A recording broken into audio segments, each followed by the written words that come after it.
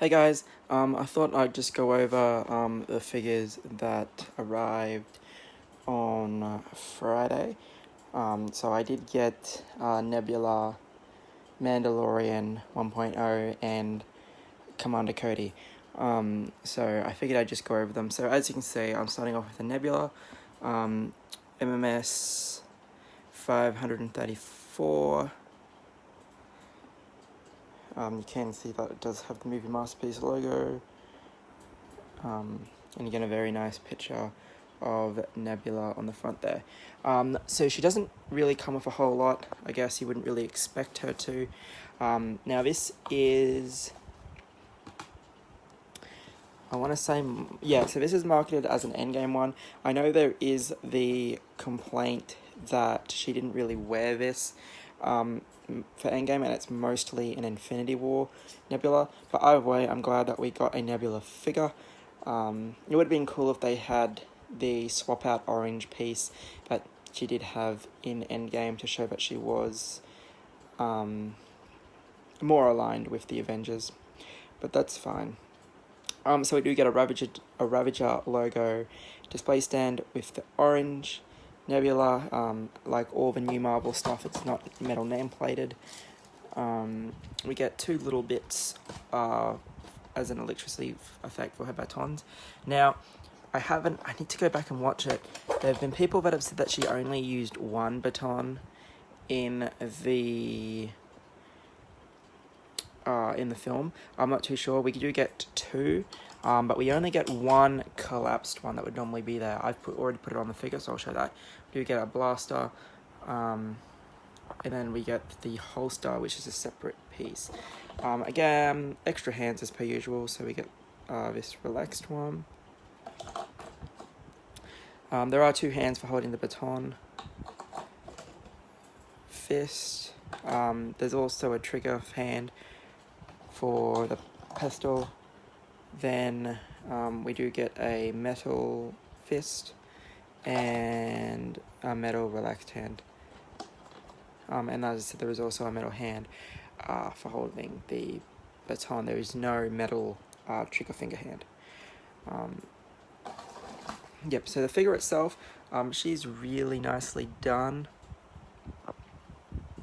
So you can see that the blaster itself is very nicely weathered and it's very nicely detailed. There is the second baton. You can see that the details on her robotic arm are excellent. This is the part I was talking about. So that silver bit, she did have it orange at the beginning of the film to show that she was more of a good guy now, I guess. But the sculpt itself is fabulous.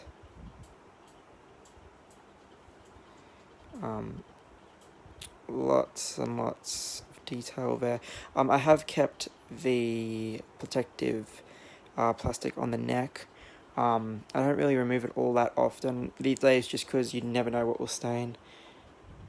I do have my Hot Toys with Return of the Jedi Skywalker, the 1.0 version, did stain from the way he was holding his lightsaber, so that's a bit of a shame.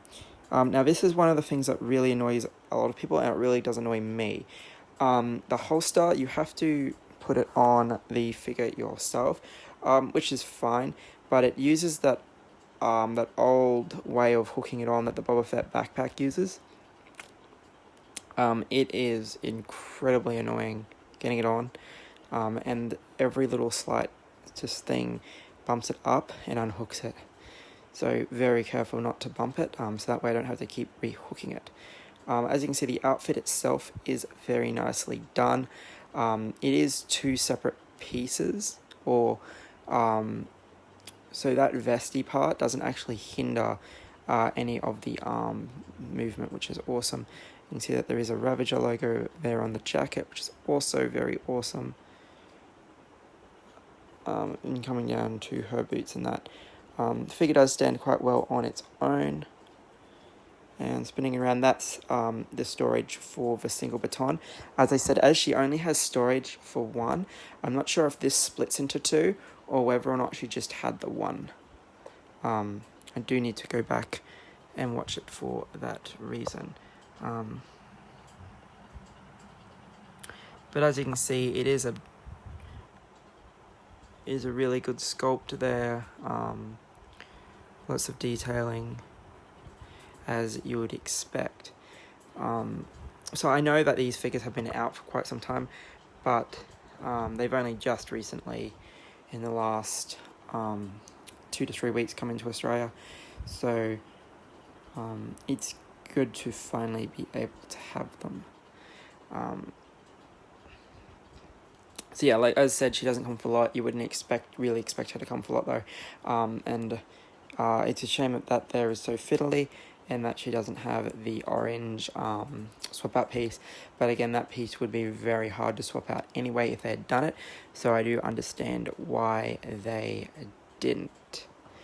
Well guys, this is a real quick look at the Hot Toys Nebula.